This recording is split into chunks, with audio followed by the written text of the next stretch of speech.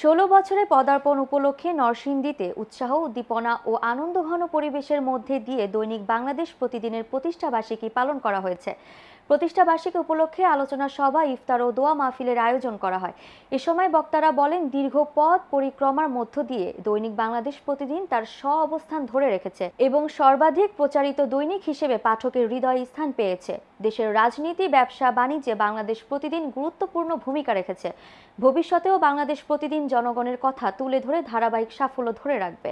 নরসিংদীতে বাংলাদেশ প্রতিদিনের প্রতিষ্ঠা বার্ষিকীতে অংশ নেয় নরসিংদী টেলিভিশন জার্নালিস্ট অ্যাসোসিয়েশনের সভাপতি, এনটিভি ও যুগান্তর পত্রিকার জেলা প্রতিনিধি বিশ্বজিৎ সাহা, নরসিংদী প্রেস ক্লাবের সাবেক সভাপতি ও আরটিভি জেলা প্রতিনিধি মোর্শেদ শাহরিয়ার, দৈনিক প্রথম আলো জেলা প্রতিনিধি প্রণব কুমার দেবনাথ, দৈনিক নরসিংদী কাগজের ব্যবস্থাপনা সম্পাদক মোহাম্মদ খায়রুল ইসলাম, দেশ টিভির জেলা প্রতিনিধি আকরাম হোসেন, নিউজ 24 জেলা প্রতিনিধি হৃদয় খান, দৈনিক কালের কণ্ঠে মাল্টিমিডিয়া জেলা প্রতিনিধি সুজন বর্মনদীপ, প্রতিদিনের বাংলাদেশ জেলা প্রতিনিধি মোহাম্মদ শামীম মিয়া, ঢাকা পোস্টের জেলা প্রতিনিধি তন্ময় সাহা, দৈনিক গণকণ্ঠ মাল্টিমিডিয়া জেলা প্রতিনিধি জহিরুল ইসলাম, আমার বার্তা মাল্টিমিডিয়া জেলা প্রতিনিধি আশরাফুল ইসলাম সবুজ, আমার দেশ পত্রিকার রায়পুরা উপজেলা প্রতিনিধি আজিজুল ইসলাম, মুভি বাংলা টিভি জেলা প্রতিনিধি আমিনুল রহমান সাদি, নরসিংদী হালচালের সাংবাদিক ইব্রাহিম তালুকদার সহ এক ঝাঁক নবীন ও প্রবীণ সাংবাদিক উপস্থিত ছিলেন।